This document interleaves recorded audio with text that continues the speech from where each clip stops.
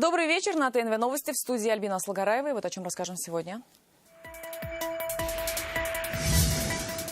В Юдино ледовая арена, а в Казани центр пляжных видов спорта. Здесь уже все находиться опасно, и зрители никого не пускают. О строительстве спортивных объектов в республике Салават Мухаммадулян. Друг человека – угроза хозяйства. Я кричала не знаю как и махалась. В Нижнекамске бродячие собаки погрызли кур. Сезонны ли эти звериные инстинкты, узнавал Рамиль Шайдулин. Утро в военном статусе. Воинская служба, конечно, трудная, тяжелая. Тем более в первые дни. Призывников Татарстана сегодня проводила и наша съемочная группа. Лайки не поставишь, пост не сделаешь. 80-ок разминали. Ну, хочешь жить, новости узнавать. Почему жители села Уразаева Азнакаевского района вынуждены жить без связи? В паутине отношений между провайдерами и абонентами разбиралась Филюза Хамидуллина. Санкции делу не помеха. Второй день визита татарстанской делегации в США. Серия встреч и переговоров сегодня представили работу техногиганта Oracle. Компания специализируется на программном обеспечении для крупных организаций. Однако среди машин, программ и цифр нашла место и встреча с местными татарами. Подробности у Рамиль Шайдуллина. Быть в спорте где и когда угодно. Стоит одеть специальные очки и запустить специальную программу. Так ученые из Стэнфорда видят будущее виртуальной реальности. Татарстану технология знакома по конференциям в Иннополисе. Ее представляли в мае. Сегодня делегации республики и ученые Америки обсуждают, как технологии будущего развивать вместе. Смотреть, как можно еще поближе быть вместе с вами. Не только как ваш потребитель, пользователь, но и как ваш партнер в какой-то степени, или ваш помощник. Я хотел бы огромное вам спасибо сказать за то, что вы нашли время, и мы в целом очень хорошо с вами работаем. По итогам достигнута договоренность. Специалисты компании приедут в Иннополис с лекциями. Но пока без точных дат, и руководство Oracle готово к долгосрочному сотрудничеству. А вот в этой отрасли сотрудничество уже состоялось. Руководство республики встретилось с главным поставщиком деталей для Ford, Mercedes и Chrysler компанией JVIC. Они закупают полимеры из Татхимпласта и Таифа. Потом мы послали 2001 тонну материала, 4 промышленные испытания провели. И материал не хуже, а даже лучше по некоторым характеристикам, чем Exol и Mobil. Это местный экспорт. Местный экспорт, да. Международная конференция Oracle ежегодно собирает мировых IT-специалистов. В инстаграме президента роборука, быстро выполняющая монотонные операции. Ей поручают работу на передовых предприятиях Америки.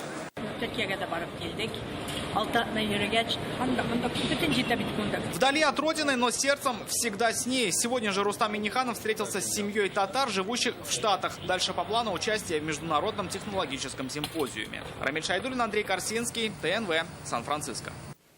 Технологии будущего внедряет и Татарстан. Сегодня в Москве на автосалоне КАМАЗ презентовал свои разработки. Гордость автогиганта – автобус-беспилотник. Этим летом в период чемпионата мира по футболу машина уже прошла испытание. На автосалоне покажут и камазовские электробусы. Первую партию электромашин уже в сентябре закупила и выпустила на линии Москва. По мнению специалистов, внедрение современных технологий в общественный транспорт – жизненная необходимость. В силу того, что ни инфраструктура, ни законодательство страны не готово к такой технике, завтра эта техника на дорогах в таких больших объемах не появится. Но для того, чтобы она появилась послезавтра, к этому надо готовиться сейчас. Поэтому мы готовимся и технически, и готовимся с точки зрения формирования, принять участие в формировании законодательной базы, что не менее важно, взаимодействием с органами власти, с профессиональными организациями. До конца этого года в республике откроются 10 лыжных баз, а в следующем в Челнах заработает дворец единоборств. По развитию спортивной инфраструктуры наша республика – лидер в стране. Сейчас в Татарстане больше 10 тысяч таких объектов. Не страдает ли качество при таком количестве? Спросил сегодня у спортивных чиновников Салават Мухаммадуллин. Вот трибуна у нас в каком состоянии сейчас находится. В таком состоянии, что людям вход запрещен. Рядом физкультурно-оздоровительный комплекс, хотя сейчас он выглядит просто как каркас здания. Стадион «Локомотив» дождался реконструкции спустя 30 лет после строительства. Первым делом здесь постелили новый искусственный газон. Работа продолжается. Мы надеемся в скором будущем, что у нас спортзал заработает. В Юдино же в разгаре строительства ледовой арены. После его окончания здесь, на этом месте, местные жители смогут заниматься хоккеем и фигурным катанием круглый год. Пока идет работа со сваями. Срок сдачи объекта для строителей до Нового года. Хорошо, что строится, потому что будет есть куда сходить в свободное время. И в Казань ездить не придется. Это вообще очень здорово, потому что здесь очень много молодежи. Она наконец-то будет заниматься на родной ледовой арене и на нашем родном локомотиве, где мы каждую зиму катаемся на лыжах. И мы ждем прямо открытия, реконструкции. В республике сейчас больше 10 тысяч спортивных объектов, и с каждым годом их больше. За 9 месяцев сдали еще 7 крытых бассейнов по республиканской программе. По ней же за 5 лет построено больше 900 универсальных площадок во всех районах. С 2013 года потихонечку работает и каждый год увеличивается. Я уверен, что в 2019 году мы, по крайней мере, в тех же объемах останемся. Не все так просто в вопросах строительства спортивных объектов. Так, в начале октября в соцсетях появилась информация о том, что в Тетюшах новая лыжная база совсем не похожа на только что построенную. Мы сегодня спросили главу Минспорта, в чем было дело и когда сдадут объект. Просто всегда бывает, да, но вот когда мы разбираемся объективно, такой программы, поверьте мне, не было. Строительные процессы, можно сфотографировать там площадку, когда только она начинает строиться, но мы всегда занимаемся там приемкой этих работ, и есть там масса, поверьте мне, структур, которые не допустят никогда никаких нарушений. Произошло небольшое намокание, ничего страшного в этом не было. Значит, на сегодняшний день все эти замечания, которые были озвучены в том обращении, они устранены. Объект практически готов. И до конца этого месяца, до конца октября, он уже будет введен в эксплуатацию. До конца года в республике откроют еще 9 лыжных баз. А уже в следующем в Казани начнется строительство центра пляжных видов спорта, а в Челнах появится дворец единоборств. Салават Мухаммадуллин, Александр Лобанов, ТНВ, Казань. Нецензурными заданиями на школьной олимпиаде занялась прокуратура. Проверить, почему ненормативная лексика оказалась в олимпиадных текстах, поручили Минобру. Напомним, что после проведения школьного этапа Всероссийской олимпиады по литературе от родителей и учеников стали поступать жалобы. В текст попал отрывок с бранными словами из современного рассказа Алексея Слоповского «Скрипка Страдивари». После инцидента текст заменили на классику. Но случаи активно обсуждают до сих пор. Что это, ошибка экспертов или допустимое явление? Мнение высказали в Минобре Татарстана. В Министерстве образования у нас было заседание, совещание с приглашением эксперта, методиста. Я была на данном совещании, и было указано на недопустимость использования бранных слов на олимпиадных заданиях, вообще на всех олимпиадных заданиях. К другим новостям. В Челнах сразу 3 школьникам после встречи с псом потребовалась помощь врачей. Один ребенок от укусов получил серьезные раны и сейчас госпитализирован. Как говорят, в течение дня учеников покусала одна и та же собака. Что стало причиной, узнала Елена Веселова. Вот и с этой стороны. Такие укусы у челнинского школьника Альмира Вахитова остались после встречи с бродячей собакой. Как говорит мальчик, в тот день они с друзьями, как обычно, пришли играть в футбол на школьную площадку. Пришли 2 собаки, а вторая собака начала рычать. Я побежала, она на меня прыгнула. Я упал, она меня начала кусать. Говорит, повезло, что в это время мимо проходил мужчина, он и отогнал собак. Мама мальчика добавляет, что у этой 12-й школы поселка ГЭС бродячих собак можно встретить часто. У нас теперь всех детей провожают родители и идут поверху, потому что даже родители боятся проходить там же, по тем же местам. Челнинских властей просят как-то решить эту проблему. По словам очевидцев, в этом месте и в тот же день та же собака покусала еще 2 школьников. Но в этом случае, как говорят, ученики сами спровоцировали пса. Ребенок взял палку и старался отогнать, защититься от собаки. Собака его укусила. Все трое детей были покусаны достаточно значительно. Одного пришлось госпитализировать в травматологическое отделение, наложить швы. Всем пострадавшим школьникам сделали прививку от бешенства. 2 отпустили домой, 1 госпитализирован. Медики отмечают, вообще всплеска укусов бездомными животными в этом году не наблюдается. Чаще агрессию проявляют домашние питомцы, которых выводят на прогулку без намордников и поводков. Елена Веселова, Дмитрий Аринин, Ильшат Аюпов, ТНВ, Набережные Челны. Бродячие собаки не дают покоя жителям Нижнекамска. За 5 минут в садоводческом хозяйстве бездомная стая сначала разорвала домашнюю птицу, а после чуть не напала и на человека. И это через месяц, как в Больших Атах, такие же собаки задрали козленка. Что движет дикой стаей и кто за ними должен следить, об этом Рамиль Шайдуллин. Не помогают ни корм, ни уговоры хозяйки. Куры отказываются выходить в вольер. Рано утром сюда залетела стая бродячих собак. И в итоге мертвы почти все птицы. Часть кур собаки забрали с собой. Часть тушек до сих пор лежит в курятнике. Вот они здесь, вот, видите, сетку порвали. Таким образом, и вот, видимо, оттуда зашли. Стоит заметить, что даже в Нижнекамске такое поведение бродячих животных совсем не редкость. Только в феврале в местном селе бродячие собаки погрызли кроликов, кур и копытных. И год назад такая же история была в Шали. Тогда в дело включились и домашние псы. Сыграла стадные чувства. Вот отсюда зашли, и здесь все лежали как мертвые, выпили кровь и ушли. А этим кадрам больше года. Также через щелки в дверях животные грызли домашнюю живность. Тогда селяне полагали, что это нападение таинственной чупакабры. Сам лично не видел, но по интернету похоже на росомаху.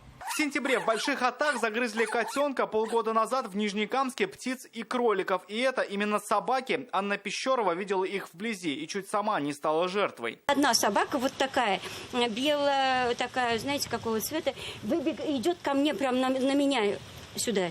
И потом, когда уже я кричала, не знаю как, и махалась, они все убежали. Вот там у нас есть как бы ворота к соседям. Прогнав собак, женщина подсчитала потери. Мертвы 4 несушки, 3 прилично потрепанные, 3 унесли собаки. Она уверена, все это осенний голод. Дачники перестали подкармливать собак, и теперь животные целыми стаями ищут пропитание. Выход – звонить в службы, занимающиеся отловом. Рамиль Шайдуллин, Ринат Сафин, Наталья Лушникова, Рафаэль Ракипов, ТНВ, Нижнекамск. Я напоминаю, что у нашей информационной службы есть WhatsApp 8 98 74 20 0101. Номер круглосуточный. Пишите новости, присылайте фото и прикрепляйте видео. А они умудряются жить без интернета. Жители села Уразаева Азнакаевского района обходятся без телевизора и всемирной паутины. Несколько семей вот уже годы просят провести им кабель, но для оператора это нерентабельно. Как быть, когда абоненты хотят, а провайдеры не могут, разбиралась Филюза Хамидуллина. Стоит большой телевизор, огромный даже. Не можем смотреть. А все потому, что нет кабельного телевидения. В этот дом Фаиль Нигматов с семьей переехал в декабре прошлого года. С тех пор живут без ТВ и интернета. Не дождавшись провайдера, решил сам смастерить антенну. Теперь есть 10 каналов, но и то, если нет ветра. Переключая каналы, зависает. Вот не может найти канал. И постоянно вот так вот. А когда ветер на улице, он вообще не показывает. Его сосед Ильдар Латыпов тоже зависит от погоды, ведь сюда прогресс так и не дошел. Татарские каналы не показывают у нас. Вот сейчас мы обучаемся с бабушкой Азнакаева. Хотели купить компьютер, интернет что делать? Старый, но 80-х размеры. Хочется жить, новости узнавать.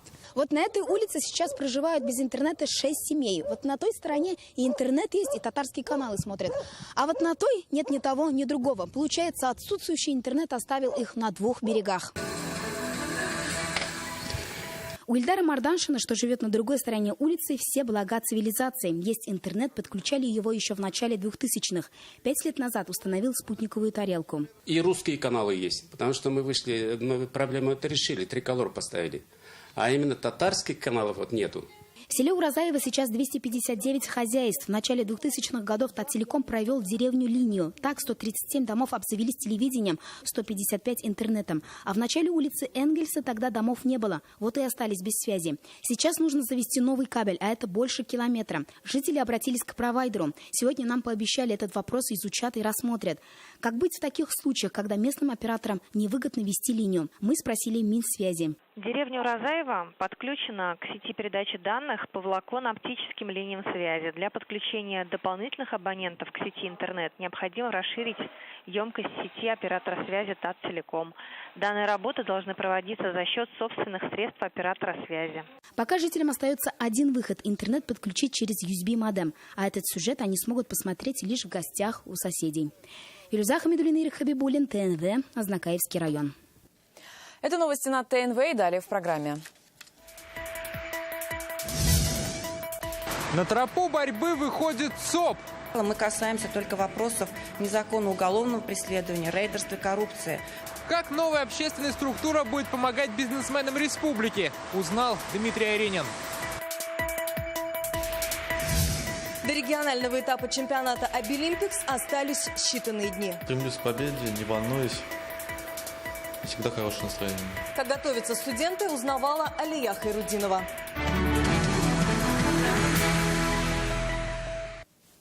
Что делать, когда одни нормы разрешают, а другие запрещают? Помогать бизнесменам, которые оказались как между двух огней, будет Центр общественных процедур «Бизнес против коррупции». Его создали по решению Владимира Путина. Как будет работать такая помощь, узнал Дмитрий Аренин. Решил занять небольшую нишу в этом большом хозяйстве. А получилось, бизнесменом занялись правоохранители. На казанскую компанию, она устанавливала газовое оборудование в квартиры, завели уголовное дело. Вменяли проведение работ, не отвечающих требованиям безопасности. Компания начинает лихорадить, сотрудники начинают потихоньку увольняться. А мы ведь туда вложили деньги в этих сотрудников, мы их обучали. С нами начали расторгать договора физические лица. Спустя 5 месяцев было решено, что некоторые нарушения все же есть, но на уголовное дело это не тянет. Его закрыли. Сегодня представители следствия, прокуратуры и юристы-общественники выясняли, почему расследование шло так долго и нужно ли было его вообще начинать. После проведения достаточного объема следственных действий и получения необходимой информации, позволяющей сделать те или иные выводы, уголовное дело прекращено за отсутствием события преступления. Таким образом, я считаю, что нарушений в действиях Следственного комитета в данном случае никаких не имеется. Я считаю, что все эти мероприятия могли быть выполнены в ходе доследственной проверки без создания дополнительных рисков для предпринимательской деятельности заявителя. Безусловно, вот эту ситуацию я прокурору республики доложу. Мы отдельно посмотрим и законность действий наших сотрудников, которые согласились с постановлением о возбуждении уголовного дела. Еще один бизнесмен под следствием – руководитель фирмы, что завезла в Россию ветеринарный препарат из Армении. Как настаивает Россельхознадзор, этого было делать нельзя. Но часть юристов полагают, возможно, разрешение априори дает международные соглашения Евразийского экономического союза. Приоритет у нас все-таки имеет значение международный договор. Но Россельхознадзор, он уполномочен на ведение реестра. То есть реестр они уполномочены вести. Это да. Этого препарата в реестре препаратов, подлежащих распространению на территории России, нет. А вот дальше, таможенный союз, попадают ли ветеринарные лекарства или нет, мы ждем соответствующих разъяснений от уполномоченного органа. Разбираться в таких сложных ситуациях призван Центр общественных процедур. За 8 лет, что в России действует это объединение, к ним обратились более 1500 бизнесменов. Уже можно сказать, что каждое 5-е дело, которое получает общественно-публичную поддержку в рамках ЦОП, получает потом поддержку, и это заканчивается либо прекращением уголовного преследования, либо какими-то частичными смягчениями в отношении предпринимателей. В Татарстане ЦОП пока только делает первые шаги. Это заседание было дебютным. К юристам-общественникам обратились 4 предпринимателя. Новая общественная структура станет подспорьем для бизнес-омбудсмена республики. Мы будем передавать как раз Тимуру Дмитриевичу, уже там обозначив просьбы, свои запросы, куда, например, следует направить, может быть, запросы, куда обратиться. И дальше Тимур Дмитриевич уже будет определяться по продвижению этого кейса. На такие публичные обсуждения ЦОПовцы республики планируют собираться регулярно, по мере поступления к ним обращений. Дмитрий Аренин, Марат Зайдуллин, ТНВ, Казань. Большинство татарстанских призывников выбрали сухопутные войска. Сегодня по всей республике провожали будущих солдат. В этот осенний призыв армию страны пополнит 3,5 тысячи татарстанцев. В 4 утра они попрощались на год с родителями и друзьями. Сегодня же сотни детей по всей республике вступили в ряды юноармейцев.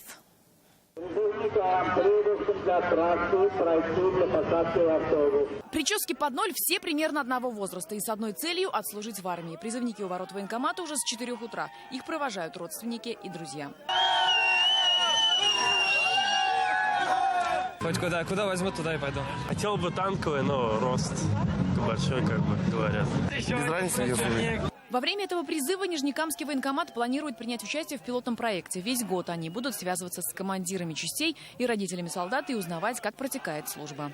Около 20 человек наша подшефная воинскую часть, ракетные войска стратегического назначения, поселок Светло-Тактического района.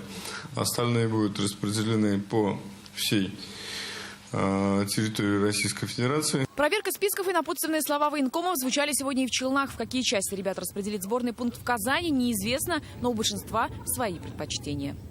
Хотел бы служить в воздушно-десантных войсках. Я бы хотел служить в морфлоте, потому что у меня там друзья. На этот осенний призыв в Челнах запланировано не меньше 15 отправок. Что касается первой, то для этих ребят на ближайший год вторым домом могут стать самые отдаленные точки России. География у нас этой команды очень обширная. Вот и западное направление, и восточное направление, вплоть до Уссурийска.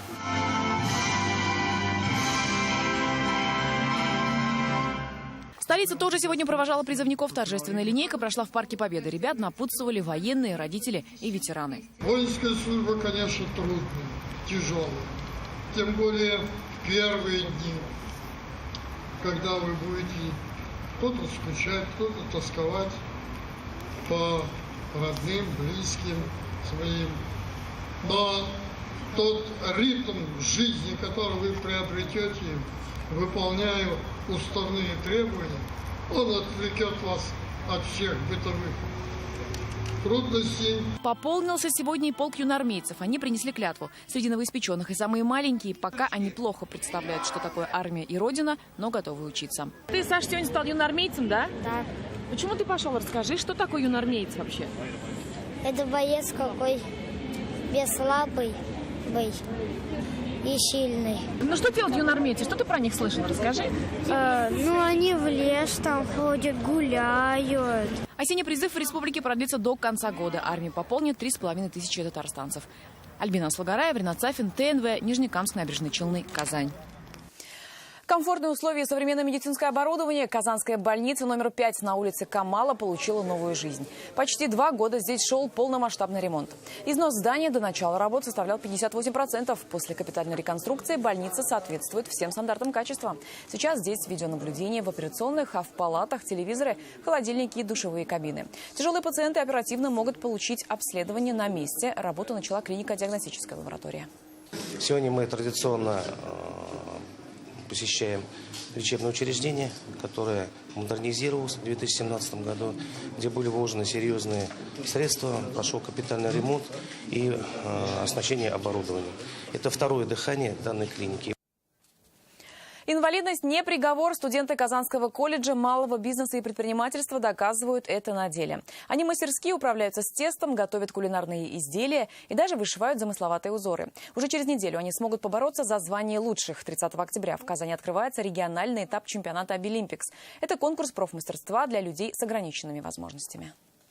Сначала надо отрезать дневники. Максим Куликов – первокурсник Казанского колледжа малого бизнеса. Любовь к кулинарии у него со школьной скамьи. На особом счету русская кухня. Не сомневается, любимое дело станет и делом жизни. Пока же ежедневная подготовка к чемпионату профмастерства. Я стремлюсь к победе, не волнуюсь.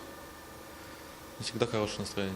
Поддерживает настроение наставник. Приготовить рыбный рулет каждый участник должен за 2 часа. В колледже около 1000 студентов, более 100 из них с ограниченными возможностями здоровья. Для них открыты специальные курсы пекарей, вышивальщиц и кондитеров. Айгуль Валишина год назад окончила колледж. За хорошую учебу ей предложили остаться наставником. При общении со своими особенными студентами часто используют ручку и лист бумаги. Правда, на качестве изделия это никак не отражается. Айгуль не отходит от воспитанниц ни на шаг. До чемпионата всего неделя, и тут важно быть во всеоружии. Рабочее место практически полностью имитирует ту обстановку, что будет царить на конкурсе. Оценят не только вкус и эстетику, но и вес изделия. Поэтому все ингредиенты четко просчитываются на электронных весах. Еще одно испытание, правда, не вкусное, а красивое. Это про вышивальщиц. Задание известно заранее. Ценные советы от наставника Мадиныши Ахметовой. В колледже она более 20 лет. Говорит, что не всем студентам с инвалидностью удается найти работу. Мы их воспринимаем как своих детей. Поэтому, наверное, и можем с ними как-то работать. Обилимпикс – это своего рода шанс. Шанс доказать, что жить полноценно достоин каждый. И без любви здесь ничего не получится. Алия Хайрудинова, Ильшат Мухаметов, ТНВ, Казань. Татарский соловей спел за решеткой. Сегодня с концертом во вторую колонию Казани приехал заслуженный артист России Салават Фатхетдинов. Он исполнил песни о любви, жизни и ее красоте. Говорит, репертуар выбирал специально. Тема одна. Как надо красиво жить, как надо любить жизнь, как надо жить мужчиной, как красиво быть папой, мужем. Артиста зрители приняли очень тепло. Многие с творчеством Салавата знакомы давно. Впечатление отличное. Это был настоящий праздник. Нам очень понравилось. Спасибо огромное. Салават, он большой шоумен, душевный человек. Мне очень понравилось лично. Далее в выпуске прогноз погоды. Я же не прощаюсь. Увидимся в 21:30.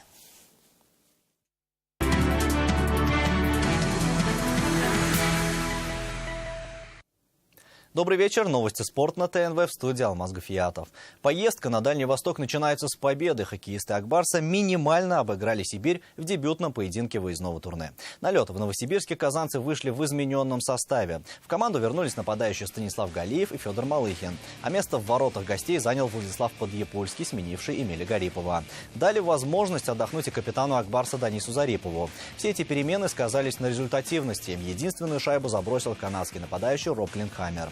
Завтра днем казанцы сразятся в Китае против местного Кунлуня. Начало встречи в 14:30. Я думаю, каждая команда пытается не удаляться, как можно меньше удаляться в игре. Сейчас обе команды справились с этим хорошо. Единоборство во благо здоровья в Казани прошел необычный турнир среди детей по тэквондо. Благотворительные соревнования под названием «Подари детям завтра» собрали на ковры спортшколы «Спектр» порядка 200 юных участников. Все средства, собранные от чемпионата, будут переданы детям, попавшим в трудную жизненную ситуацию. Не все юные спортсмены сегодня могут активно заниматься спортом или физкультурой. Кому-то не позволяет здоровье, а некоторые вовсе не имеют финансовых возможностей, чтобы купить форму, посетить занятия или приехать в спортивные залы. Чемпионат по тэквондо завершен, а благие дела еще продолжатся. В планах организаторов провести аналогичные турниры по другим видам спорта и единоборствам. И для наших ребят, которые у нас занимаются, дополнительный стимул, дополнительное такое рвение в бой, заниматься спортом. Тем временем Зульфат Гараев завоевал серебро первенства Европы по тяжелой атлетике. Представитель Татарстана занял второе место среди юниоров до 21 года. Соревнования проходят в польском городе Замост в период с 20 по 27 октября. В весовой категории до 62 килограммов по сумме двух упражнений Зульфат показал результат 290 килограммов. Он всего лишь 1 килограмм уступил победителю соревнований Геннадию Лаптеву из Белоруссии. Бронзовая награда досталась турецкому спортсмену Рамазану Каре. Отметим, что результаты Зульфата Гараева принесли ему серебро в упражнении «Толчок» и малую золотую медаль в рывке. И это все новости спорта к данной минуте. Будьте здоровы и занимайтесь спортом. До свидания.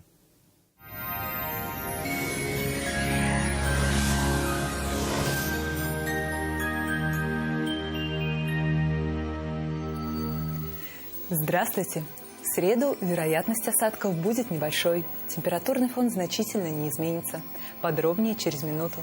Вам нужен шкаф-купе? Качественный, недорогой по вашим размерам? Данил Мастер исполнит ваше желание. Успейте заказать со скидкой 20%. Данил Мастер, Казань, Восстание 23, телефон 2-167-166. В среду облачная погода сохранится, но преимущественно без осадков. По данным сервиса Яндекс.Погода, на юго-востоке республики осенние дожди будут идти почти весь день. Плюс 10. На северо-востоке Татарстана повышенная влажность, осадки и плюс 9. На севере Татарстана также дожди 8-10 градусов выше 0. На северо-западе республики местами осадки и там плюс 8. На юго-западе Татарстана обойдется без дождя, но солнца не будет видно 8-9 градусов. В центре Татарстана 9-10 градусов выше 0 пройдут дожди. В четверг пасмурный склон принесет новую порцию осадков. В Казани открылся Центр лечения позвоночника и суставов, клиника «Доктор Ост» на Ямашева, 11. Не терпите боль. Вернуться к полноценной жизни – это просто.